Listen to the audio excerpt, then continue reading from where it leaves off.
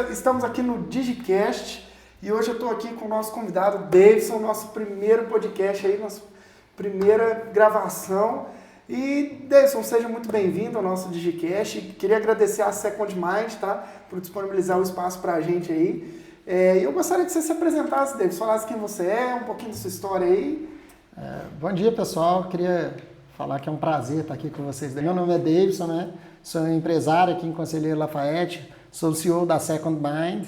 A Second é uma empresa de tecnologia, né, de base tecnológica que desenvolve sistemas e aplicativos aqui na nossa região. Davidson, então hoje eu trouxe algumas perguntinhas, tá? Ligadas à área da tecnologia para você. Eu gostaria de que você falasse assim, o que te motivou a criar a Second? O que algo aconteceu na sua trajetória? Qual foi se aconteceu algum acontecimento assim que foi o ápice, assim que você falou, pô, isso aqui me deu uma ideia para criar a Second Mind. Tá. Para me falar um pouquinho disso, eu preciso voltar um pouquinho no tempo, tudo bem? Tudo bem, claro. Vamos lá, né? Eu acho que o espírito empreendedor, né? Essa coisa de inquietude, ela vem desde criança, né? Então, se você falar assim, o que motivou a você criar a Second Mind foi há muitos anos atrás, eu com 7, 8 anos de idade, né? Eu questionei meu pai por que um dos meus amiguinhos lá tinha... a mãe dele tinha uma papelaria e meu pai não podia ter uma papelaria, né? Uhum. E eu venho de uma família muito tradicional em termos de mindset. Então, para o meu pai ele ficava, isso não dá dinheiro, isso é problema só, isso não traz futuro, isso não vai te levar a lugar nenhum, né? E isso me deixou um pouco adormecido, essa coisa toda. Depois, quando eu estive em Viçosa, fazendo o primeiro curso de matemática, e depois, se a gente quiser entrar nessa trajetória, e posteriormente o curso de computação, eu vi que não era bem assim, que a gente tinha um leque de oportunidades ali, e que enquanto eu estava ali na minha cidadezinha, lá no sul de Minas, em Bom Sucesso, nem meus pais, nem eu conseguia ver esse leque de oportunidade. E acho que vem dessa inquietude mesmo de querer entender por que as pessoas se sustentam de uma forma enquanto a maioria se sustenta de outra, que veio essa vontade de empreender, de ter uma coisa própria. E, na verdade, eu tentei fundar a Second em 2008, 2007, 2008 ainda, né? Mas eu também não estava pronto e a gente não prosperou como Second. Mas a gente deixa uma herança, que é a Zeus TI em Viçosa, né? Tá com o Denis lá até hoje. E foi a primeira empresa que eu fundei, assim, como toda. Ela existe até hoje, que é a Zeus TI lá em Viçosa. Zeus TI. Zeus TI. Hoje eu não faço mais parte dela, mas está com um amigo muito querido, que é o Denis, lá em Viçosa. Nossa, que legal. E assim, vai muito da resiliência também, né? Esse espírito empreendedor, ter a resiliência, porque às vezes a pessoa tem aquela ideia na hora, mas às vezes não é o momento, né? Às vezes precisa amadurecer alguma ideia. O que você acha? A resiliência é um ponto muito importante, né? Eu diria que a resiliência é a principal característica do empreendedor, né? Uhum. Por que a gente não deu certo lá em 2008? Porque o Denis e os outros sócios na época, o Diogo, o Jader, eles tinham uma visão de que software não era tão comum naquela época, né? Uhum. E eles tinham uma visão de que o hardware tinha um mercado maior. E realmente eles tinham razão sobre isso. Então a gente não estava preparado, nem eles nem eu, para poder criarmos uma empresa de software. Então, mas essa pulguinha fica atrás da orelha, eu venho sendo resiliente, tento outros negócios aí no futuro, na área de software também, eles não funcionam. E só em 2018 veio a Second Mind. Entendi. 2017, 18. 2017, 18. E assim, qual foi uma curiosidade que eu sempre tive, qual foi o primeiro projeto da Second, assim, que te ajudou, assim, o primeiro que você falou, assim, esse que fez a Second alavancar mesmo, ficar, assim, firme no mercado? Tá. Quando a gente foi abrir a Second, eu falo que a gente foi privilegiado também na abertura da Second, né? Então vamos pegar um momento antes desse projeto para você poder entender o que me levou para esse projeto. Nesse momento, antes de abrir a Second, eu estava trabalhando numa empresa chamada DTI, vocês devem conhecer, é uma empresa de software bem comum aqui em Belo Horizonte, na região, hoje mundialmente, né? A DTI foi vendida e tudo mais. Estava trabalhando alocado dentro de um projeto de um banco chamado BS2, que todo mundo deve conhecer aí pelos patrocínios de futebol. E lá dentro do banco, a DTI estava com um problema. Ela tinha algumas equipes alocadas e não conseguia abrir mais caminhos dentro do banco. E a gente rodou um projeto lá, e esse projeto foi muito bem visto pela gerência do banco, e abriu portas para a DTI, abriu portas para eu ter aquela saída ali, vamos dizer assim, de programador para o gerente de cliente ou gerente de projeto, enfim. E aí, ali naquele momento, eu sou promovido. Uma semana depois, uma empreendedora de Belo Horizonte, a Flávia, me liga e fala assim: Davidson, o que você acha de você voltar a fazer alguns projetos para a Brain? Então, respondendo essa pergunta, o primeiro projeto que estabilizou a Second, que começou a Second, foi um projeto junto da Flávia, numa empresa chamada Brain Strategy de Belo Horizonte, uma startup voltada para a área de pesquisa em Belo Horizonte. Então, eu falo que eu fui um pouco privilegiado, porque nesse momento, primeiro, eu abandono toda a carreira CLT, largo ali tudo que a gente tinha, um bom salário, tudo, para ter um salário que talvez fosse um terço do que a gente tinha. A gente com filha pequena, a Natália sempre me apoiando. Natália que não quis aparecer aqui no podcast hoje, viu, gente? A Natália sempre me apoiando aí, e aí a Natália falou, quando eu trouxe a proposta para a Natália, que seria pelo menos um ano desenvolvendo esse sistema para a Brain, com a possibilidade de a gente fazer mais projetos. A Natália só vira para mim e fala assim: onde que eu assino? Vamos começar, e é isso mesmo. Então, desde o início, muito parceira. Então, assim, eu diria que o projeto que sustentou a Second desde o início foi a Natália, me apoiando, e a Brain, que trouxe esse primeiro projeto de software. Então, a gente já começa o primeiro projeto da Second com, de certa forma, um cliente, né? Sim. Então, eu acho que o principal ponto para um empreendedor que está começando hoje é ter um cliente.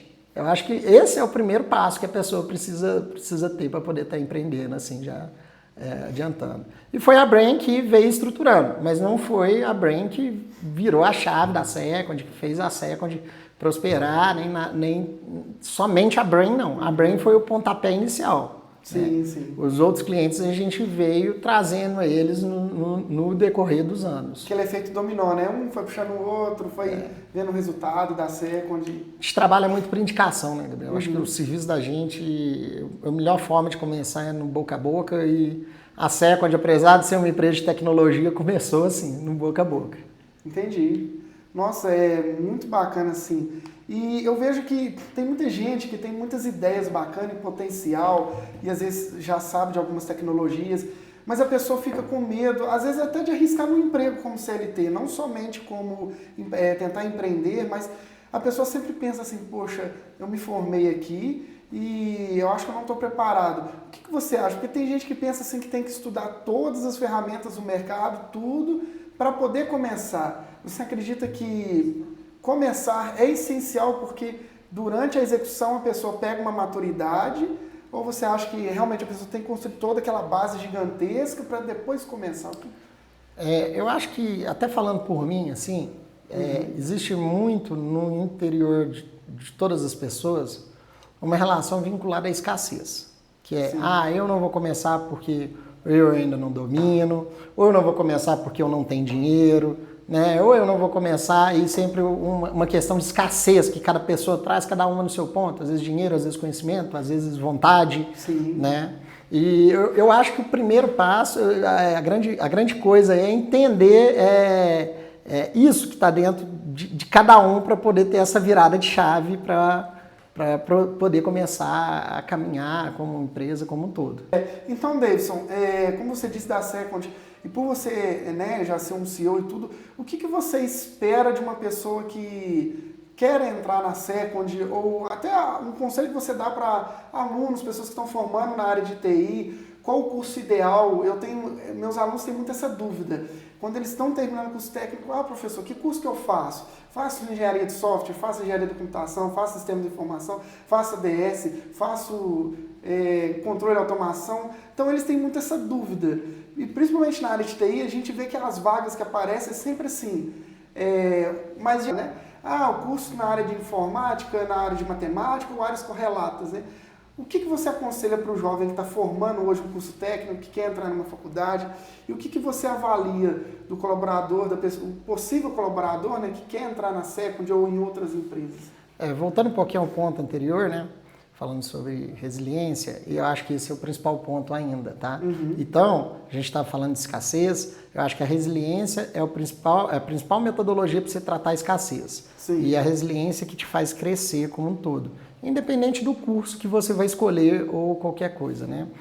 Nós temos um lema na Second que é aprender uma coisa nova todos os dias. Esse é o principal lema da Second, é isso que a gente procura nas pessoas, independente de curso, e que a pessoa tenha resiliência para aplicar isso para ela mesma. Então, de novo, eu acho que a gente só vence a escassez com resiliência, e essa resiliência aplicada na tecnologia é o que vai te trazer o grande benefício como um todo. Então, vamos pegar um pouquinho da minha história para vocês poderem entender porque eu acredito nisso, né? Eu sou um cara que tentei matemática, fiz 5 anos de curso de matemática, não me formei, tentei computação, fiz 3 anos e meio do curso de computação, não me formei, mas por trás disso tudo sempre havia o Davidson resiliente, que aprendia ali a parte matemática da coisa, aplicava isso na computação e todo dia trazia uma coisa nova na área de computação para poder aprender. É um lema que eu sigo desde 2007, para minha vida, que é todo dia eu acordo tentando aprender uma coisa diferente. Hoje, por exemplo, eu estou aqui tentando participar de um podcast, né? Que é uma coisa da área de tecnologia que eu nunca fiz. Então, eu acho que todas as pessoas têm que trazer isso para a vida, serem resilientes para a gente tratar essas questões de escassez, e a resiliência é o que faz você crescer e todo dia construir um pouquinho dessa ponte. Então, se eu fosse essa meninada que está chegando aí agora, eu não me apegaria ao curso. Não tem curso certo nem errado. O curso é necessário, não o diploma, o curso. O curso é necessário para que você tenha vivência, para que você tenha os saberes, mas não deixem de aplicar, porque a prática é o que leva à perfeição, né? Sim. Já dizia o ditado. E não é à toa esse ditado, é porque realmente é a prática. Então, muitas das vezes, alguém me vira no LinkedIn, me chama para conversar e fala assim, Davidson, o que eu preciso ser para me ser Scrum Master? Que curso que eu preciso fazer? Eu falei, calma, vai programar. Por quê? Não, porque se você... Não quer dizer que se você não programar, você não vai ser Scrum Master. Mas se você quer ser Scrum Master, não faça um curso, faça programação. Porque você vai entender daquilo que você vai tratar no dia a dia, você vai entender para onde você tem que caminhar com o projeto, você vai entender sobre a vivência do projeto, você vai entender por que seu desenvolvedor está demorando tanto para te entregar alguma parte do software. Então, é esse o meu conselho, é começar na base, começar todo dia e todo dia aprender uma coisa nova, independente do curso. Entendi. Eu costumo falar até isso com os alunos, que eles falam assim, qual que é a melhor área para eu começar do técnico? Eu falo, a área, se você começar com suporte na empresa, o legal é que você passa por todas as áreas, então você conhece todo o funcionamento ali orgânico daquela empresa. Isso até te ajuda a propor soluções, desenvolver soluções para a empresa. Então, essa ideia, igual você falou de quero ser Scrum Master e programar, é legal porque a pessoa conhece um todo a matéria-prima e é até mais fácil, né, de executar a negociação, enfim, gerenciar o projeto, isso é muito bacana. E às vezes é o que eu vejo que muitas empresas às vezes cometem esse pequeno erro, porque coloca às vezes algum gestor e tudo na área de TI, mas que não conhece nada da área de TI ali, tem um conhecimento para gestão, mas às vezes não consegue acompanhar e ver a necessidade realmente da equipe. Às vezes a equipe coloca um ponto, eu tenho necessidade disso, mas ele não consegue enxergar realmente aquele peso, porque às vezes ele não vivenciou isso. Eu acredito muito nessa parte aí. E ainda tem outros pontos em questão a isso, né? Quando você consegue dar esse match que você está dizendo, que é tipo assim, ligar a parte da vivência da pessoa na empresa com a parte técnica dela ali, o que faz essa ligação são as ditas soft skill, né? Uhum. Só a soft skill vai fazer com que as pessoas entendam os problemas para poder transformar isso em software. Transformar em software é consequência de ter um problema no dia a dia. Então hoje, por exemplo, pode começar com low code, não tem problema. Começa com low code, entende o low code, aplica o low code em situações práticas, depois você começa a desenvolver, depois você começa a usar IA. Então, enfim, eu acho que o caminho é fazer, é fazendo que se constrói. E eu acho que o caminho é bem por aí, mas fazendo de forma consciente e aplicando em gaps, né? Que realmente vão mudar a vida das pessoas, né? E aí a gente não está falando de mudar o universo ou de criar um unicórnio. A gente está falando, às vezes, de resolver um problema simples. Comecem tentando resolver um problema simples. Eu acho que é por aí, tá? Hoje eu estava, inclusive, conversando com um empresário que já está investindo na área de tecnologia. Ele me fez um convite para poder ir lá na empresa dele ver o que ele estava construindo. Mas ele está falando, David, eu não vejo saída. Eu falei, o que você fez? Olha, eu resolvi meu problema de relatório para contratação de mão de obra, tipo isso. Aí, como é que você fez isso? Aí eu fiz um software. Cara, você já tem um produto, você já resolveu um problema, então começa por aí. Eu acho que é assim, sabe? Na resolução de problemas, né? Na resolução de problemas. Entendi. Entendendo, né? Primeiro entendendo o que é um problema, né? Sim. Quando você vai mexer com uma startup, talvez a gente entre nesse assunto depois, o primeiro ponto que as pessoas trazem resolve um problema. Mas ninguém explica o que é um problema, né? E às vezes o problema é uma coisa simples. É o café que está esfriando na xícara, né? Já temos aqui os aquecedores por baixo do café. Então, eu acho que é uma ideia simples. Ter uma ideia simples, não para construir um software. Muitas vezes a pessoa passa a solução na frente do problema. Ter uma ideia simples para resolver um problema. A ideia de inovação, né? Porque muita gente confunde inovação com tecnologia. Eu quero inovar, eu tenho que desenvolver um aplicativo. E às vezes é uma certa metodologia, né? Às vezes, eu faço isso aqui de uma forma, mas se eu fizer dessa outra forma, se torna algo inovador, né? Exatamente. Resolver mudar um processo, talvez. Mudar um processo. Né? Você não precisa ter nada tecnologicamente falando, mas um processo que você muda, às vezes, o fluxo flui muito bem, né? Sim. Outra dúvida, uma pergunta que eu tinha, David, para a pessoa, o aluno que está formando, o que você acha do GitHub?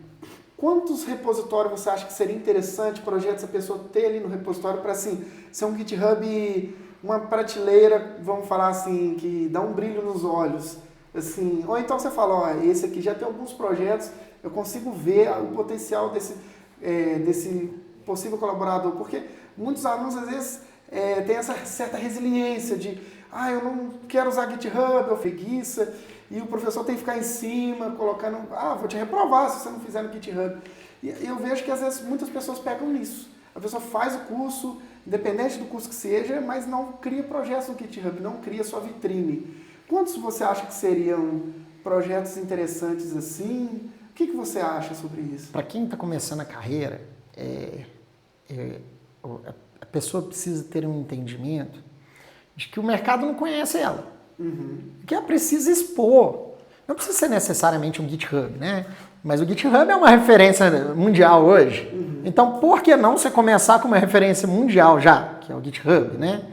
Agora, respondendo diretamente a sua pergunta, quantos projetos a pessoa precisa ter? Aí eu posso te dar a visão de second mind quando a gente olha, e não de mercado como um todo.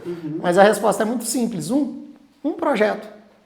Um projeto, sabe por quê? Porque a gente não quer ver quantos projetos diferentes aquela pessoa trabalhou, e sim a resiliência que essa pessoa tem dentro do projeto. E o GitHub te mostra isso de uma forma muito clara. Por quê? Quando você vai no Git, você vê ali um mês que o cara mais programou, quantos dias o cara tá dando os commits. Então você vê o cuidado que aquela pessoa tem com aquele código, o que ela tá colocando naquele código, qual que é a frequência que ela aumenta o conhecimento dela em relação ao código. Então às vezes começa com uma calculadora e depois ele utiliza essa calculadora dentro de outro projeto que também é uma calculadora que faz uma conta. Então assim, basta ter um projeto, eu acho que já é suficiente. O que precisa se mostrar é a construção da base de conhecimento daquela pessoa dentro do GitHub. Entendi.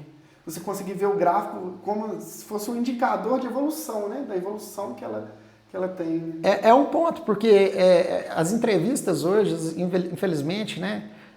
as entrevistas hoje estão muito expostas. Então, quando você vai contratar alguém, normalmente a entrevista vem batidinha, né? Vem sempre aquelas mesmas perguntas, as mesmas respostas, né? A gente tenta quebrar um pouco o paradigma, mas a gente não escapa de fazer sempre as mesmas perguntas. E a gente vê que com as IAs, essa garotada, eles treinam muito, o que é bom, tem que treinar mesmo, tem que saber responder aquelas principais perguntas. Mas o que a gente tenta fazer é sair um pouquinho dessa linha e entender outras coisas. O GitHub, o cara não consegue dar uma resposta pronta e a gente saber se ele está preparado ou não. O GitHub é a realidade do que ele fez ali em relação ao código. E aí, com isso, você consegue ver a resiliência que ele tem ali em determinado código, em determinado projeto, ou projetos.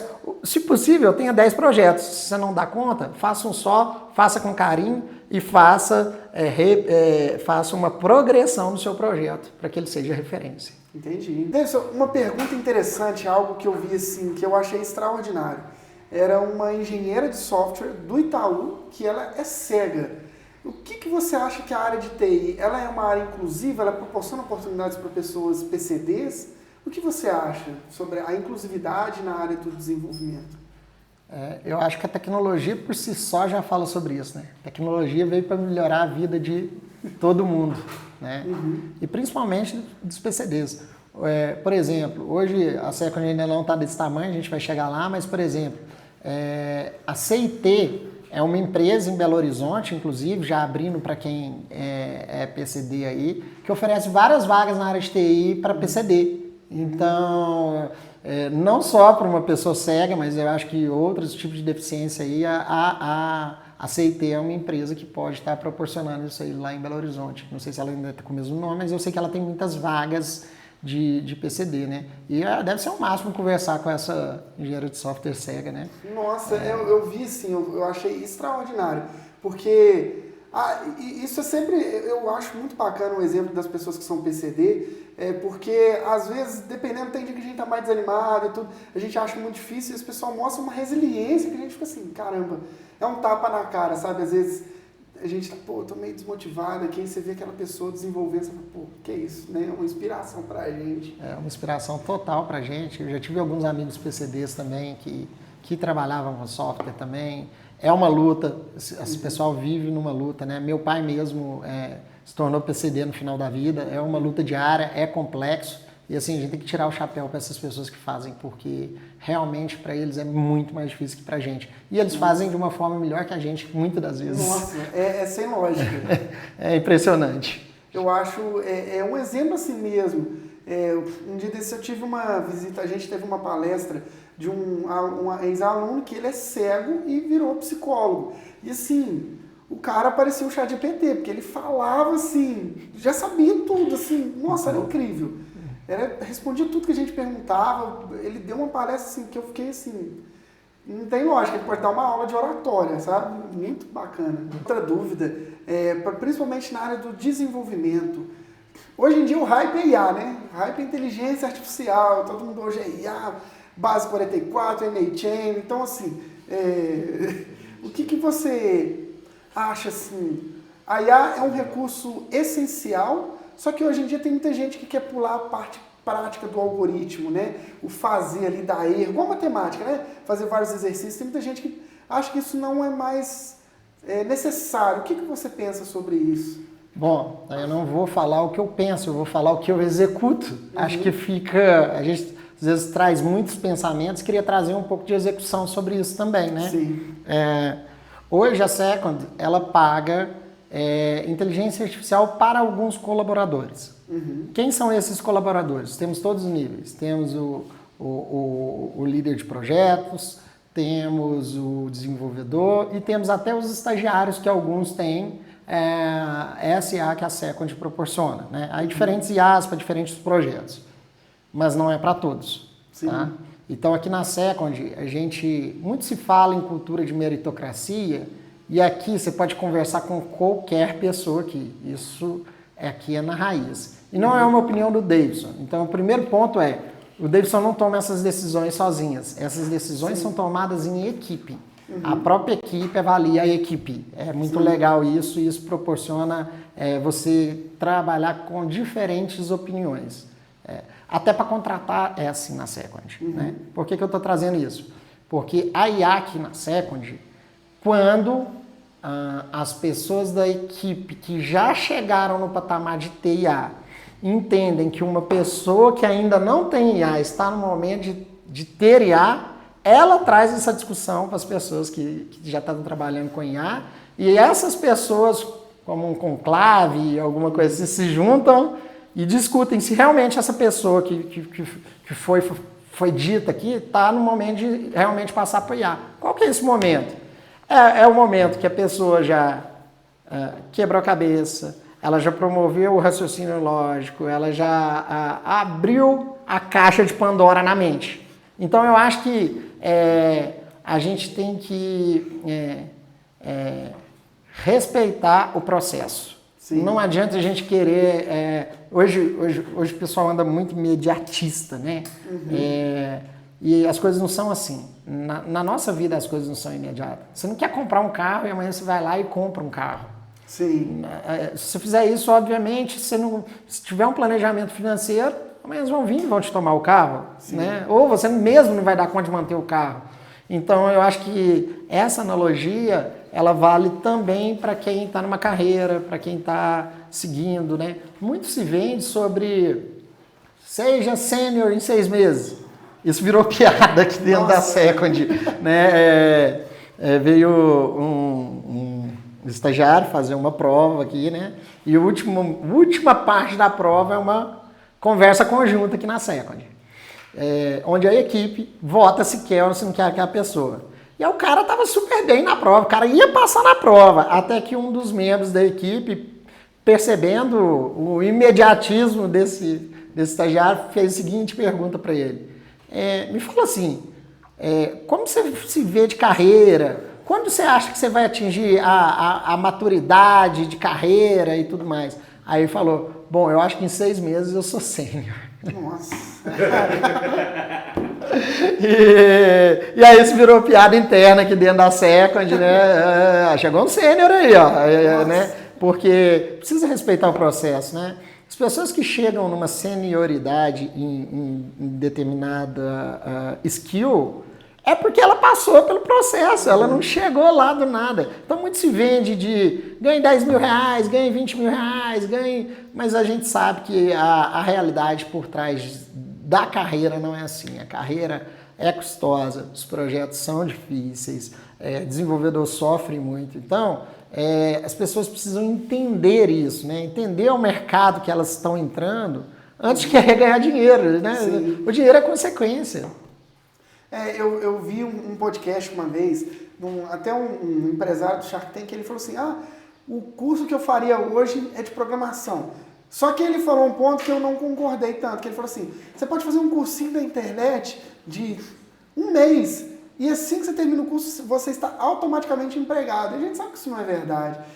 Existe o processo, né? E se não respeitar o processo, eu acredito que é algo que, como é que eu posso dizer? Não é essa ilusão, né, que o pessoal vende. Tem que ter o processo, tem que ter prática, tem que ter erro. E repactuando isso tudo que você está falando, tá? Sim. Vamos lá, olha só. Uma coisa é a Second pagar e a outra coisa é as pessoas usarem. Então todo mundo usa IA. Mas o que acontece com muita gente aqui? O cara vai fazer alguma coisa, usa IA, entrega, a coisa dá problema, a pessoa não sabe como fez. Não sabe como foi feito. Não adiantou usar IA. Sim. Então, de novo, você tem que voltar lá no início do fluxo de novo. Não, infelizmente, atalhos existem atalhos na vida, mas eu acho que para carreira profissional não é o caso, sabe? Eu acho que você tem que respeitar o processo mesmo. Eu acredito que a IA igual você falou, a pessoa já adquiriu aquela maturidade, então para otimizar o tempo dela é válido ela usar. Mas porque se precisar dar alguma manutenção, alguma coisa, ela tem, eu sei onde que eu vou procurar aqui. Agora, a pessoa que fica refém, às vezes pode estar fazendo até uma atrocidade, vamos falar assim, descumprindo até algo da LGPD, né? Porque às vezes a IA está só gerando o que a pessoa está pedindo e ela nem sabe o que ela está realmente pedindo, né?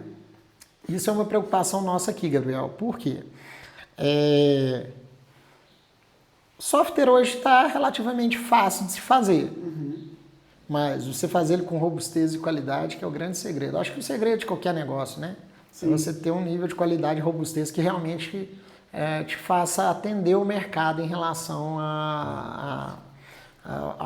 ao assunto que você quer tratar, que você quer oferecer serviço ali. E se você faz isso sem responsabilidade, é certo que vai dar errado sem qualquer serviço. As pessoas precisam entender que a IA hoje, amanhã pode mudar, tá? Porque a tecnologia muda todo dia. Mas hoje a realidade é que a IA é uma ferramenta de trabalho. Né? Ela não faz trabalho para você, ela te ajuda a fazer o trabalho. Né? Eu gosto da analogia de uma chave de fenda. Né? Se você pegar uma chave de fenda e apertar um parafuso, você vai ficar ali apertando. Você pode usar aquelas maquininhas automáticas que você só chega ali, aperta um botão e parafusa. Mas você ainda precisa ter o ato de parafusar. Você precisa saber se você vai apertar o dedo ou não ali ainda, como você suporta o parafuso. Sim. Então você tem que ter um processo prático bem vivido para que aquela ferramenta realmente te auxilie ali naquela coisa. E eu vejo a IA hoje como uma ferramenta de trabalho, não só de programador. Acho que a IA vai mudar o mundo, acho que tem muito para evoluir ainda, mas hoje a realidade é que ela é uma ferramenta. Hoje ela não substitui ainda um programador ou um profissional qualquer. Sim. Aí a câmera descarregou. Davis, hoje em dia, o que você acha da relação do mercado de TI para, igual você da Second, contrata bastante pessoas, a gente vê que, o que você acha, é um mercado que está saturado, a parte de programação, porque hoje em dia se fala muito de ser programador, todo mundo quer ser programador, e eu vejo isso até nos meus alunos, quase ninguém quer ir eu quero ir para redes, infraestrutura, a maioria quer programação. Você acha que está um mercado saturado? Porque a gente vê diversas vagas, LinkedIn, vagas diferentes, e às vezes tem aqueles requisitos assim, que parece que a pessoa nunca vai alcançar aquele requisito. Ela estuda, aí lança uma vaga, aí aqueles requisitos que ela estudou tem 10 outros diferentes. O que você acha? Está um mercado saturado ou não está? Essas vagas da internet, você acha que é algo meio fantasma ou não é? O que você acha da Second em questão de contratação? Você acha que está muito saturado ou não? O que você acredita dessa parte? Olha, eu acredito que existem sim algumas vagas fantasmas, algumas coisas assim que o pessoal às vezes posta até para causar, né? Mas eu acho que não. Eu acho que na verdade o mercado de TI é um dos mercados mais carentes que tem. Eu vejo de outra forma. Eu não vejo o mercado como saturado. O que eu acho que está acontecendo, Gabriel? A gente ainda está vivendo o efeito pós-pandemia, tá? E a IA também mudou um pouco o jogo. Mas pelo contrário, eu acho que o mercado está gigante ainda e tende a aumentar com as ferramentas de IA, porque a entrega das empresas que desenvolvem software como a Second tende a aumentar. Se eu tendo a aumentar minha entrega, aumento o número de clientes, consequentemente eu vou precisar de gente para gerir esses projetos ainda. Então, se minha entrega aumenta, eu estou entregando algo com qualidade, a tendência é que eu tenha mais clientes necessitando de mais projetos. Muitas pessoas veem o código como virando commodity no futuro. Mas ainda assim você vai precisar de alguém para mudar essa commodity de uma vez que você adquira. Você vai precisar de alguém para reestruturar a base. A IA vai fazer grande parte? Vai, mas você ainda precisa disso. O que eu vejo que está acontecendo no mercado? Sempre que você vai no LinkedIn, quando você sugere essas coisas, você tem muitas vagas, mas você não tem vagas para júnior. Que é o que eu acredito seja feito pós-pandemia. O que aconteceu na pandemia? Veio a pandemia, todas as empresas precisavam mudar, precisavam ir para o meio digital. A gente teve boom na área digital. Primeiro a gente teve uma queda, como todo mercado teve na pandemia, e depois a área que mais cresceu foi a tecnologia. Né? Empresas contratando, home office, até aí, outro ponto de discussão aí, né? O home office hoje no mercado como um todo. Mas o que aconteceu foi que as empresas começaram a colocar essas pessoas para dentro antes. Então, as empresas começaram a disputar desenvolvedor à tapa. E quando essas pessoas chegaram dentro das empresas, elas não conseguiam entregar aquilo que ela foi contratada. Quando a empresa é maior, ela demora um pouco para ver isso. E aí, quando ela demora isso, ela começa a ver, cara, o cara júnior não está mais resolvendo o meu problema. E aí ela começa a contratar pessoas mais plenas e sênior. Para mim é isso que está acontecendo hoje em dia. Né? E aí elas entenderam, as empresas entenderam que o cara júnior não está... É mais uma validação daquilo que a gente está falando, que não existe um curso para você virar sênior em 6 meses. Né? A IA vai te entregar o conteúdo, mas se você não souber o que você vai fazer com aquilo, como você vai tratar aquilo, o que você precisa fazer para mudar aquilo, né? Pegar um problema simples para você poder entender. Você desenvolve um software. Amanhã você muda o requisito do software. E aí você muda o seu relacionamento do banco. O que você faz com o seu histórico e com os dados novos que estão chegando? Isso é uma dor ainda de muitos clientes da Second. Sim. Né? Por quê? Porque não tem solução prática para isso. Não tem uma resposta correta no mercado para isso, e são dores ainda que vão surgindo. E tecnologia cresce escalonadamente, como a gente sabe bem disso, né? E as linguagens de programação acompanham isso, né? Todo dia se lança uma SDK nova, uma IDE nova, que desenvolve o quê? E faz parte, de novo, daquilo que é a minha crença em relação à tecnologia, que vem desde o início, que é: você precisa aprender uma coisa nova todo dia.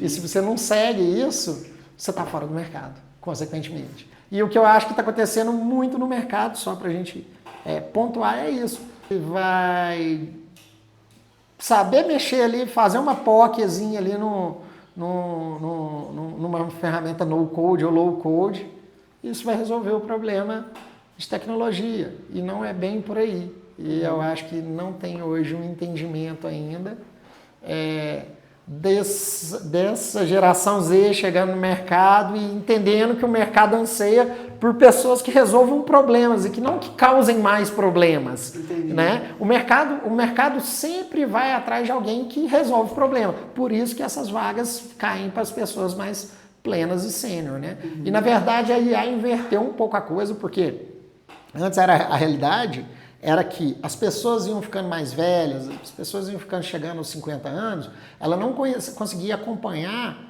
o tanto que uma pessoa produz de 20.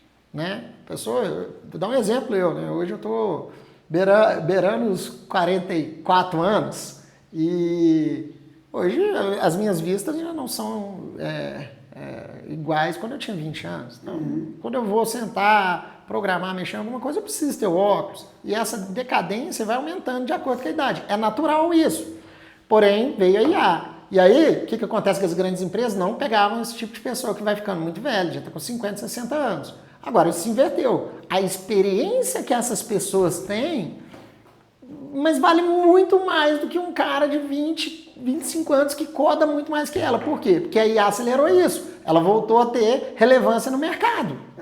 Então ela incluiu esse público mais velho, porque a experiência não tem faculdade nenhuma que te dá, né? Não tem faculdade nenhuma, é só a vivência sua do dia a dia. Nossa, isso é muito importante, porque a maturidade ajuda até na tomada de decisão, né? Sim. Nossa, isso é um ponto que eu não tinha pensado sobre isso. Não tinha parado para pensar. Aí ela veio com uma ferramenta de inclusão também. É por isso que inverteu.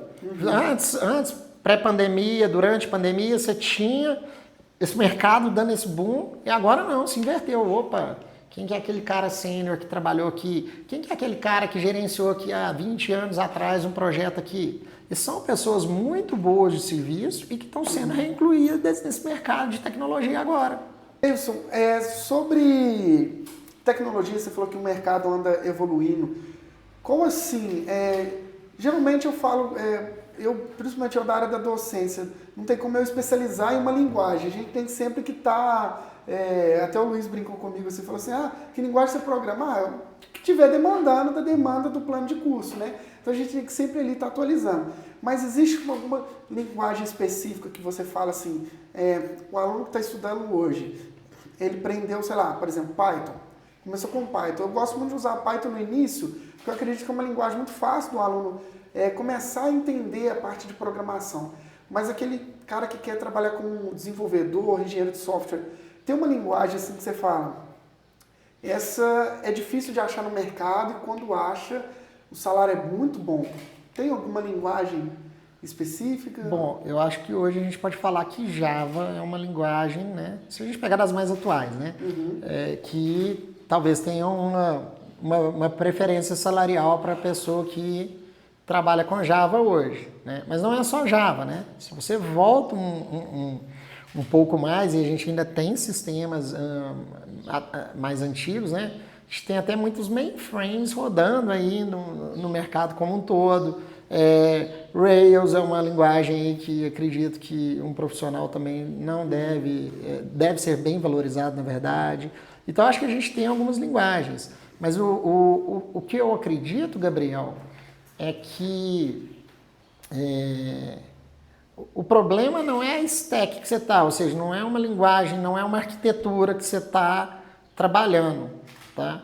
Eu, Davidson, Second, a gente acredita em fundamentos. E aí tem linguagens que te proporcionam tipos de fundamento e outras não. Quando você vai ao mercado, por que às vezes o cara, vamos pegar Java como referência para não falar as stacks da Second, por que quando você vai no mercado, se tiver uma pessoa que sabe Java, vamos dizer assim, ele tem essa preferência salarial? Não é que ele tenha preferência salarial porque ele sabe Java, é porque o bom recrutador, o bom CTO, ele sabe que o cara que conhece Java tem fundamentos que talvez outras linguagens não tenham. Não tem uma orientação objeto fortemente tipada, não tenha algumas entidades, assim, algumas estruturas, algumas conjecturas da computação bem trabalhadas. Entendi.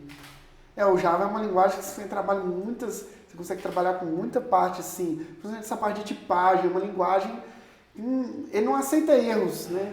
Ele não aceita erros, igual o Python. O Python, os alunos começam com Python assim, principalmente porque antigamente a gente usava muito português estruturado, né? Portugal. Só que isso eu vi que estava perdendo um pouco de tempo. Eu falei, já vamos começar no Python, que o Python dá para introduzir orientação a objeto, não é tão exigente, né? Igual o Java, mas para o aluno já começar a se acostumar com aquilo. E eu vejo que sim, que os alunos que começaram com Python, depois a gente passou um Java, o PHP para eles pegaram muito mais fácil a parte da linguagem do que quem começou, por exemplo, em Portugal, e depois a gente jogou no Java, no PHP. Eu vi esse ganho, sabe? Davidson, para a gente assim, não alongar muito o seu tempo também, do dia está corrido, eu queria assim, fazer a última pergunta. Qual que é o conselho que você dá para o jovem que quer empreender, que quer começar ali?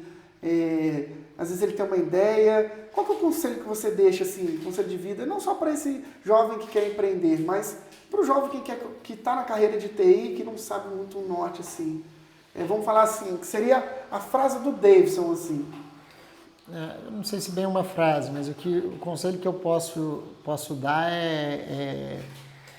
para que a pessoa ela não tenha medo, que ela corra atrás dos seus sonhos e vai com muita garra, porque acho que tudo nessa vida é possível, principalmente com Deus na frente. Uhum. Então, põe Deus na frente e vai atrás do seu sonho. Não deixe as pessoas te desanimarem, porque o que eu mais tive foi pessoas tentando me desanimar das coisas. Entendi. Eu gosto também muito de falar de Deus nessa parte, porque quando a gente entrega para Ele, eu vejo que as coisas assim funcionam de uma forma que só vai. Só vai. Só vai. É isso. E outra coisa que eu queria te perguntar aquele jovem, às vezes, que está estudando uma ferramenta e ele tem dificuldades, qual é um conselho que você daria para ele? Porque às vezes o jovem, muitas pessoas na área de TI, acaba se comparando com o outro do lado e vê assim, o outro está numa evolução, acho que isso aqui não é para mim. Aí a pessoa acaba desistindo e ela tem um potencial para aquilo. Essa acho que é a pergunta mais difícil que você me fez aqui hoje, Gabriel. Como que eu vejo muito TI? Quanto mais acelerado o cara com tecnologia, mais viciado em tecnologia, mais ele vai se aprofundando ali com mais facilidade, tá? Então o que eu gosto de fazer, e aí não só na TI, mas em tudo na vida, pegar um problema grande e quebrar ele em pequeno. Todas as grandes soluções, desde de Beethoven, né, que descobriram que alguma das composições de Beethoven é o conjunto de pequenas composições, eu vejo então assim na vida que tudo é bem assim. Se você tentar resolver um problema grande, que talvez seu amiguinho já sabe, seu colega de trabalho já sabe, e você ainda não tem aquela capacidade, dificilmente você vai conseguir vencer essa etapa, ou você vai conseguir de uma maneira mais árdua. Então, o que eu recomendo pegue pequenos problemas e resolva pequenos problemas. Quando você vê o contexto disso, você vai ter resolvido um grande problema com isso. Entendi. Isso é um bom ponto, porque às vezes a pessoa também, na comparação, ela pensa assim, ela limita, como se ela limitasse o campo de visão dela, eu tenho que resolver igual aquela pessoa. Mas essa ideia de pegar o problema que ela tem e ela dividir em partes, acredito que é a solução mesmo, porque ela vai parar e pensar assim, não, deixa eu dividir em partes, vou começar por esse aqui. Esse aqui eu consegui eliminar. Na hora que ela vê, ela já resolveu o problema. Sim, e falando diretamente, um pouco voltado para o público da programação, né? A programação é assim que a gente resolve os grandes problemas da programação. Você cria pequenas caixinhas que resolvem pequenos problemas e põe essas caixinhas para interagir depois para resolver um grande problema. Sim. Então, acho que o conselho, falando voltado assim para o pessoal que está ouvindo a gente, está assistindo a gente, seria isso. Pegar um pequeno problema, resolve, encaixota ele bem, e aí, a partir daí, você começa a resolver os outros problemas. Legal, legal. Davidson, te agradecer, tá, pela oportunidade aí no podcast. Eu queria que você falasse da Second, né? Fizesse o seu patrocínio aí, falar da Second, aí quem está procurando aí um desenvolvimento, como que entra em contato contigo, seu Instagram, os tipos de desenvolvimento, você desenvolve para B2B ou B2C, enfim... Sim, Fale o seu patrocínio aí. Vamos lá. Pro pessoal. Primeiro eu queria agradecer vocês por essa oportunidade de estar aqui como parceiros da Second Mind aqui, de estarem vindo aqui visitar a gente, de estarem proporcionando esse momento de devolver um pouco, né, pro universo, tudo aquilo que o universo proporciona pra gente. Eu acho isso muito importante. E falando um pouquinho da Second, né, a Second aqui, para quem não conhece, pessoal, é uma empresa de desenvolvimento de sistemas, de aplicativos e soluções digitais que existe aqui no coração de Conselheiro Lafayette há quase uma década, né? A gente transforma seus sonhos em softwares e a gente está aqui para atender vocês com o maior carinho.